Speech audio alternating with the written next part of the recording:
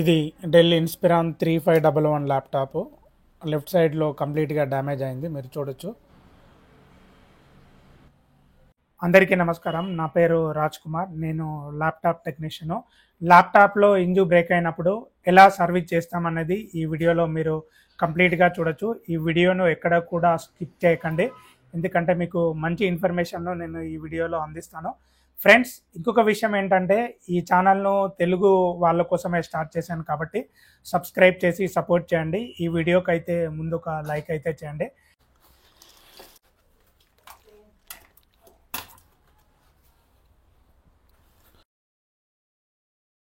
First back side కంప్లీట్గా screws అన్ని remove చేయాలి.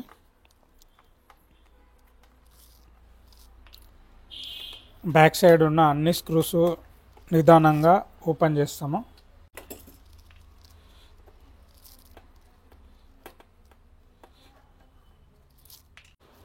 సో నిదానంగా బ్యాక్ సైడ్ కవర్ను రిమూవ్ చేయాల్సి ఉంటుంది.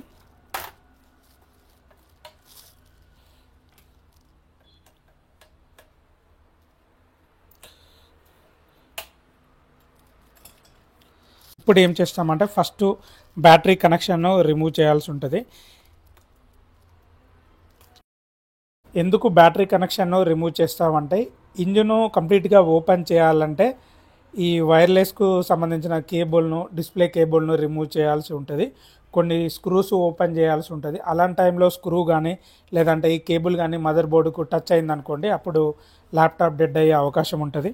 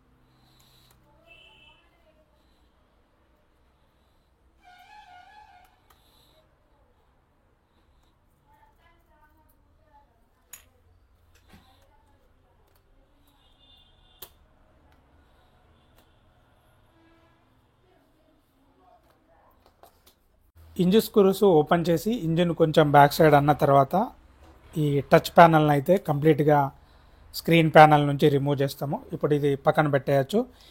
ఇందులో కూడా ఈ టచ్ ప్యానల్లో కూడా కొన్ని ప్లేసులలో ఇంజు థ్రెడ్డింగ్స్ అనేవి డ్యామేజ్ అవుతుంది, అది కూడా రిపేర్ చేయాల్సి ఉంటుంది.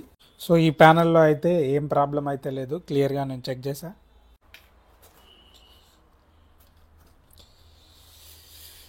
ఇప్పుడు ఈ పై క్యాప్లు, ఇంజు పై ఉన్న క్యాప్లను అయితే రిమూవ్ చేయాల్సి ఉంటుంది.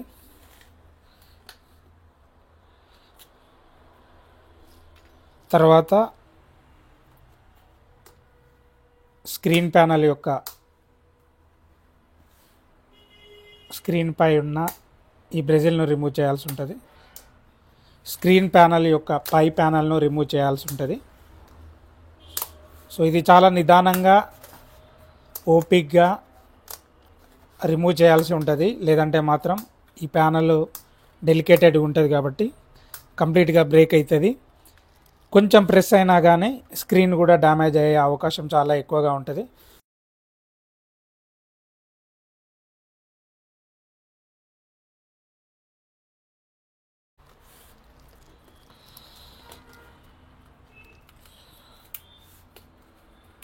నిదానంగా ఓపిక్గా స్క్రీన్కు ప్రెస్ కాకుండా రిమూవ్ చేయాల్సి ఉంటుంది, లేదంటే మాత్రము ప్యానల్ డ్యామేజ్ అవుతుంది, లేదంటే స్క్రీన్ డ్యామేజ్ అయ్యే అవకాశం ఎక్కువగా ఉంటుంది. సో ఇప్పుడు మనం ప్యానల్ని అయితే రిమూవ్ చేసినాము, పై ప్యానల్ను. అండ్ ఇక్కడ చూడొచ్చు, 3 థ్రెడ్డింగులు పోయినాయి కంప్లీట్గా. అండ్ ఈ సైడ్ కూడా మనం ఓపెన్ చేసి చెక్ చేస్తాము, ఎందుకంటే ఓపెన్ చేస్తేనే మనకు డ్యామేజ్ ఉందా లేదా అనేది క్లియర్గా తెలుస్తుంది.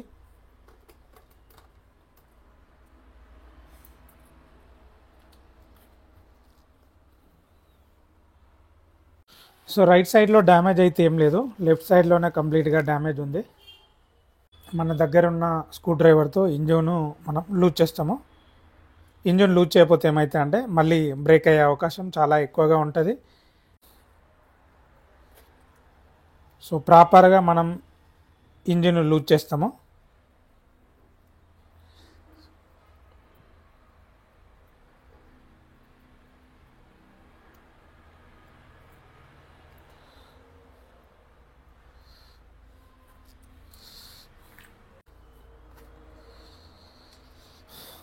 ఇప్పుడు ఇంజిన్కున్న ఈ స్క్రూ అండ్ థ్రెడ్డింగ్ను వేరు చేయాలి.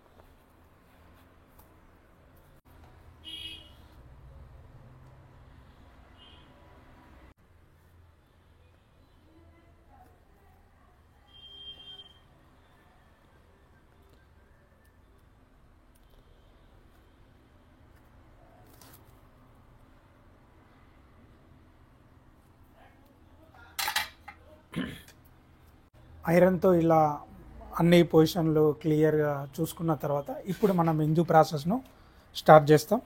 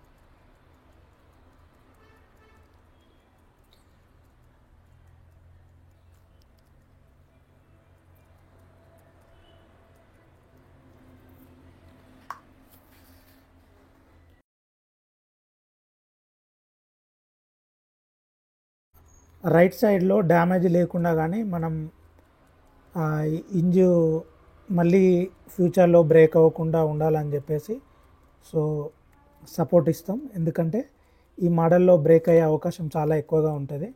కాబట్టి మనం ఏంటంటే కస్టమర్కు మళ్ళీ బ్రేక్ అవ్వద్దు అనే ఉద్దేశంతో మనం ఇట్లా ఇంజన్ మళ్ళీ బ్రేక్ అవ్వకుండా ఉండడానికి చేస్తాము. సో మిగతా వాళ్ళకు మనకు తేడా ఇదే. అన్ని సర్వీస్ సెంటర్లు ఏంటంటే బ్రేక్ అయిన వాటికే వేస్తారు. కానీ మనం ఏంటంటే ఏ మోడల్ అయితే బ్రేక్ అవుతుందో మనకు తెలుస్తుంది కాబట్టి సో ఆ మోడల్కి ఏంటంటే మనం బ్రేక్ అవ్వకుండా ఫ్యూచర్లో ఉండడానికి మనం ఇట్లా చేస్తాము. ఎక్స్పర్ట్ టెక్నీషియన్కు నార్మల్ టెక్నీషియన్కు ఇది తేడా. సో మిగతా సర్వీస్ సెంటర్లకు మనకు ఇది తేడా. సో మనం ఏంటంటే ఇలా కంప్లీట్గా ఓపెన్ చేసిన తర్వాతనే క్లియర్గా మనం చేస్తాము. ప్లస్ ఇంకోటి ఏంటంటే ఇంజన్ మనము రిపేర్ చేయాలంటే ఖచ్చితంగా మనకు 1 డే టైం అయితే ఇవ్వాలి. ఎందుకంటే మనం టైం తీసుకొని చేసేస్తాము. ఎందుకంటే ఒక హాఫ్ అన్ అవర్లో 1 అవర్లో చేసే ప్రాసెస్ అయితే కాదు ఇది. ఎందుకంటే టైం తీసుకొని నిదానంగా ఓపిక్గా చేయాల్సి ఉంటుంది. లేదంటే మాత్రము స్క్రీన్ డ్యామేజ్ అవ్వడము తర్వాత ఇంకా వేరే పరిణామాలు కూడా ఉంటాయి. ఇంజిన్ ప్రాపర్గా ఎక్కడైతే బ్రేక్ అయిందో అక్కడ బ్రేకింగ్ మనం ఫిక్స్ చేసి కొంత టైం తీసుకొని అలా వదిలేస్తాము. ఎందుకంటే అది ఆరడానికి.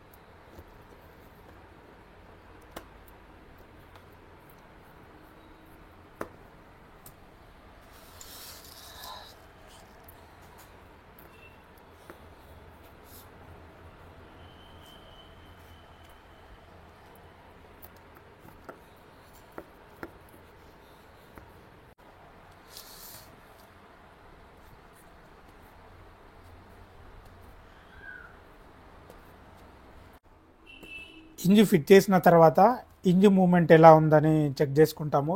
ఏ ఇంజ్ అయితే లూజ్ ఉంటుందో ఏ ఇంజ్ అయితే టైట్ ఉంటుందో సో రెండు సమానంగా ఉండేటట్టు మళ్ళీ మనము రీసెట్టింగ్ చేస్తాం మళ్ళీ.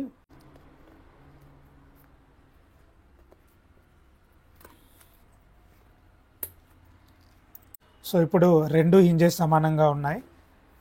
సో ఇంజు బ్రేక్ అయ్యి అలానే వాడడం వల్ల ఇక్కడ లెఫ్ట్ సైడ్లో బ్రేక్ అయింది మీరు చూడొచ్చు. ఇలాంటి ప్యానలే నా దగ్గర ఎక్స్ట్రా ఉంది. సో అది తీసేసి నేను ఈ ప్యానల్ని అయితే నేను ఫిట్ చేస్తూ ఉన్నా.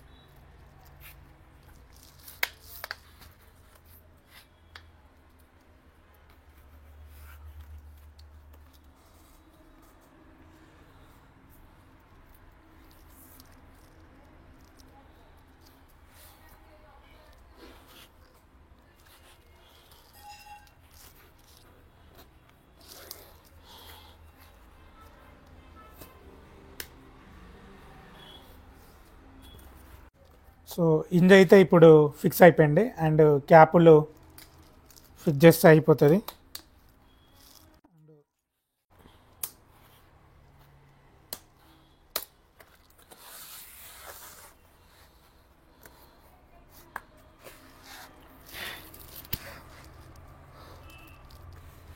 ఏ సైడ్ అయితే ల్యాప్టాప్ ప్యానల్ డ్యామేజ్ అయిందో ఆ సైడ్ ప్యానల్ యొక్క లాక్లు అనేవి బ్రేక్ అయిపోయినాయి. అప్పుడు నేనేం చేశానంటే 2 సైడ్ టేపును యూజ్ చేసి ప్యానల్ను కంప్లీట్గా ఫిక్స్ అయ్యేదానికి నేను లాక్ చేస్తూ ఉన్నా.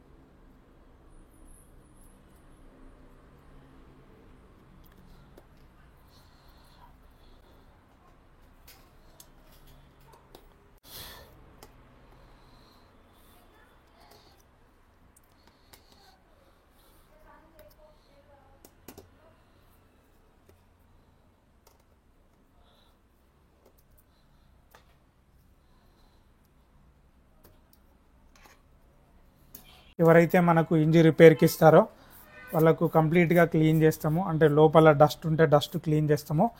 తర్వాత థర్మల్ పేస్ట్ను కూడా మనం యాడ్ చేస్తాము. ఈ థర్మల్ పేస్ట్ను యాడ్ చేయడం వల్ల ఏమవుతుంది అంటే ల్యాప్టాప్ యొక్క లైఫ్ అనేది పెరుగుతుంది. ల్యాప్టాప్లో హీటింగ్ తగ్గుతుంది కాబట్టి అప్పుడు ల్యాప్టాప్ యొక్క లైఫ్ అనేది పెరుగుతుంది. సర్వీస్కి ఇచ్చినప్పుడు ఏంటంటే ల్యాప్టాప్లో క్లీన్ చేయడం కానీ లేదంటే థర్మల్ పేస్ట్ కానీ యాడ్ చేయరు. ఎందుకంటే ఇది చాలా రిస్క్తో కూడుకున్నది.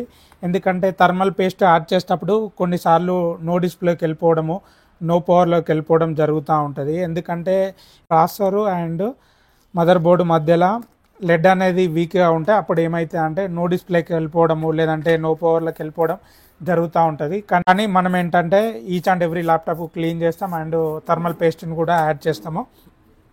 సో ఇప్పుడు మనము చివరిగా బ్యాటరీని యాడ్ చేస్తాం. యాడ్ చేసిన తర్వాత ల్యాప్టాప్ అయితే టర్న్ ఆన్ చేస్తాం.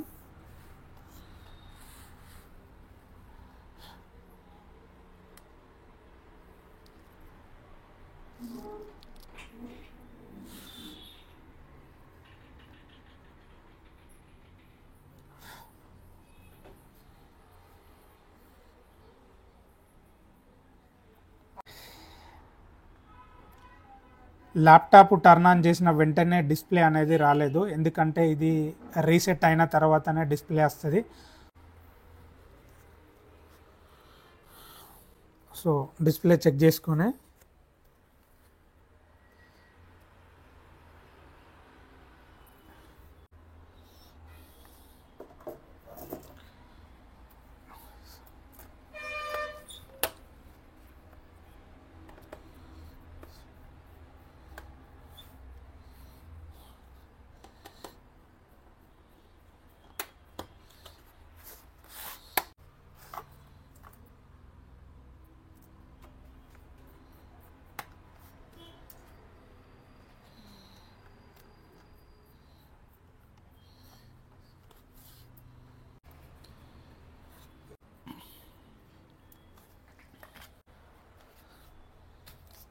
సో ఈ సైడ్ ఇంజిన్ డ్యామేజ్ ఉండే మనము ఫిక్స్ చేసాము.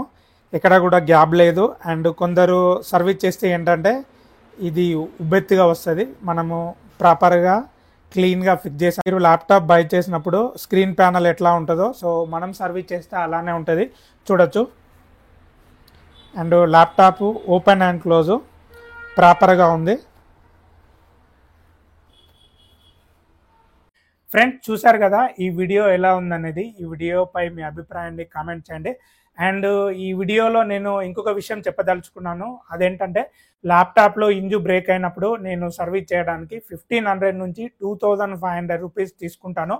అది depending on damage and depending on breakage, depending on time. అంటే టైం ఎక్కువగా తీసుకున్నప్పుడు సో రిస్క్ ఎక్కువగా ఉంటుంది, అప్పుడు నేను ప్రైస్ అనేది ఛార్జ్ చేస్తాను.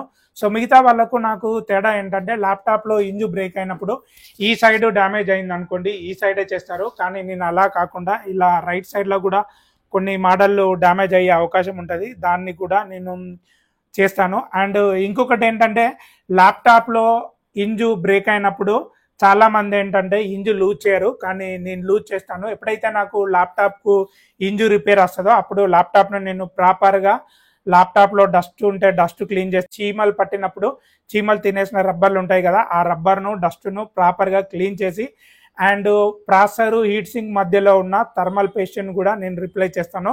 థర్మల్ పేస్ట్ను రిప్లేస్ చేయడం వల్ల ఏమైతే ల్యాప్టాప్లో హీటింగ్ అనేది తగ్గుతుంది, తద్వారా ల్యాప్టాప్ లైఫ్ అనేది పెరుగుతుంది. ఈ విషయాన్ని అయితే మీరు అబ్జర్వ్ చేయాల్సి ఉంటుంది. అండ్ ఇంకొకటి ఏంటంటే నేను ప్రొఫెషనల్గా సర్వీస్ చేస్తాను కాబట్టి టైం అయితే ఎక్కువగా తీసుకుంటాను. మినిమం 1 డే టైం తీసుకుంటా. నాకు ల్యాప్టాప్లు ఎక్కువగా ఉంటే మాత్రం 2 డేస్ టైం తీసుకుంటా. చాలామంది ఏంటంటే ఈ ల్యాప్టాప్ ఇంజిన్ బ్రేక్ అయింది చూడండి సర్వీస్ అవుతుందా లేదా అనేది నన్ను రెగ్యులర్గా వాట్సాప్లో అడిగే క్వశ్చన్. సో నేను చెప్పేది ఏంటంటే ల్యాప్టాప్ బ్రేక్ అయింది అనుకోండి మనం ఖచ్చితంగా సర్వీస్ చేస్తాము. సో ప్రైస్ విషయం నేను చెప్పాను కదా 1500 నుంచి 2500 రూపీస్ తీసుకుంటా. ఈ వీడియోపై మీ అభిప్రాయాన్ని కామెంట్ చేయండి. ఇలాంటి మరిన్ని వీడియోస్ కోసం నా ఛానల్ని సబ్స్క్రైబ్ చేసి సపోర్ట్ చేయండి. Thank you.